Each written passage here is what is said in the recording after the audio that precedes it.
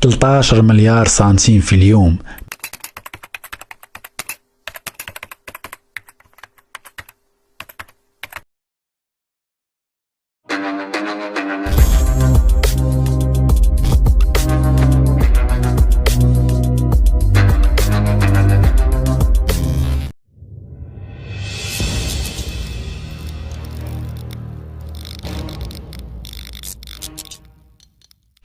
السلام عليكم ومرحبا بكم في الحلقة الأولى من برنامج أجي تعرف بالدارجة. في هذه الحلقة غادي نهضروا على الفوسفات.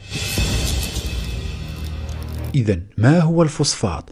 الفوسفات ثروة باطنية تستخرج من باطن الأرض، تنتج منها عدة مواد مهمة جدا جدا جدا، بحيث أنه لا يمكن للعالم العيش دون هذه الثروة. يستعمل في تخصيب التربة ونمو النباتات وزيادة إنتاجية المحاصيل، وكاينين بعض الاستعمالات الصناعية الأخرى. التربة ديجا كيكون فيها الفوسفات، ومع مرور الوقت وكثرة الاستعمال كينقص منها الفوسفات، وبالتالي الإنتاجية كتضعف. وهنا فين كيجي الدور ديال الفوسفات. الفوسفات معدن كاين في باطن الأرض، وكاين عدة مراحل باش نخرجوه، وهما كالتالي: التفجير، يعني تفجير سطح الأرض والصخور الأرضية باش يوصلوا للعمق فين كاين الطبقة الفوسفاتية. تجميع، اللي فيه كيتم تجميع وغسل الصخور الفوسفاتية بعد استخراجها من باطن الأرض باستعمال الآليات الضخمة. والمرحلة الأخيرة هي عملية النقل والتحميل عبر الأنابيب والقطارات اللي كتمشي مباشرة لمراكز المعالجة باش كينقيوه وكيحصلوا على فوسفات خام. إذن فين كاين هاد المراكز؟ في المغرب كاينين 3 جهات كبرى: خريبكة والقنطور وبوكراع. في خريبكة كاينين 4 المناجم: سيد الضاوي، المراح الحرش، سيدي شنان وبني سمير. وفي القنطور كاينين 3 المراكز: بن قرير، بوشان ومزيندة. والأخير كاين في بوكراع جنوب المغرب. هذو هما المناجم اللي كيستخرجوا الفوسفات.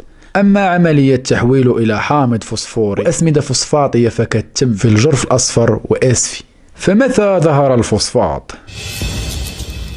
الشعلة الأولى لاكتشاف الفوسفات ظهرت لأول مرة في المغرب سنة 1905، وكانت أولى المهام الرسمية من أجل التنقيب على أي معدن بواسطة فريق فرنسي علمي مكون من 3 جيولوجيين، مع العلم أنه كانت عدة بعثات استكشاف من عدة دول، وهما كالتالي: إيطاليا، بريطانيا، إسبانيا، فرنسا وغيرهم. هذا الشيء اللي خلى المغرب يخرج رسميا أول ظهير منظم لهذا القطاع سنة 1914 اللي عرف فوضى عارمة. ومن بعد 3 سنوات تم الاعتراف الرسمي بوجود الفوسفات في المغرب سنة 1917، وثم إصدار ظهيرين سنة 1920 اللي خلى الدولة تتمتع باحتكار الفوسفات والاستغلال ديالو، بعد ما كانت محاولات عديدة من بزاف ديال الدول. ولكن بعد صراعات وصلت حتى المحكمة الدولية تم إعطاء المغرب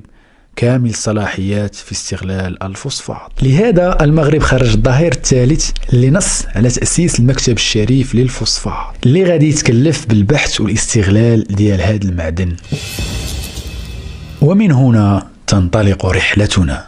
7 غشت 1920 التاريخ الرسمي لتأسيس المكتب الشريف للفوسفات. بدأ استغلال الفوسفات باطنيا بناحية واد زم وولاد عبدون في 1 مارس 1921، وخرج أول تران مشحون بالفوسفات من خريبكة للميناء ديال الدار البيضاء في 30 يونيو من نفس العام.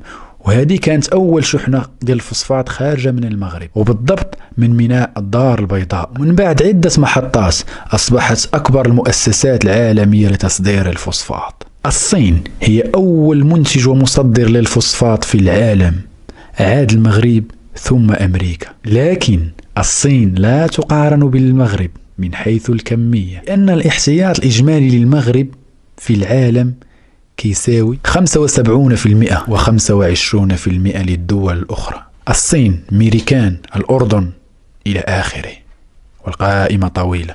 المغرب قادر يغطي الاحتياجات العالمية ل700 سنة، لأنه عنده أكبر احتياطي للفوسفات في العالم: مذاخيل الفوسفات. ذكرت الصحيفة الأمريكية بروثن مينر المختصة في المعادن أن مداخيل المغرب الذي يصنف كثاني منتج للفوسفات بعد الصين تفوق 2.5 مليار دولار في 6 أشهر فقط. ووفق ذات المصدر فإن مداخيل الفوسفات 13 مليار سنتيم في اليوم، مع العلم أن هذه الأرقام تقدر تكون غير صحيحة، حيث قلبت بزاف باش نعرف شي معلومة عن المداخيل ديال الفوسفات، ولكن صعيب تأكد من مدى الصحة ديالها، حيث ما كايناش شي جهة أخرى تقدر تعطينا المداخيل الرسمية من غير المكتب الشريف للفوسفات. وإلى هنا تنتهي حلقتنا، نتلاقاو في الحلقة الجاية اللي غادة تكون على الفريق الأم نادي أولمبيك خريبكا. تهلاو.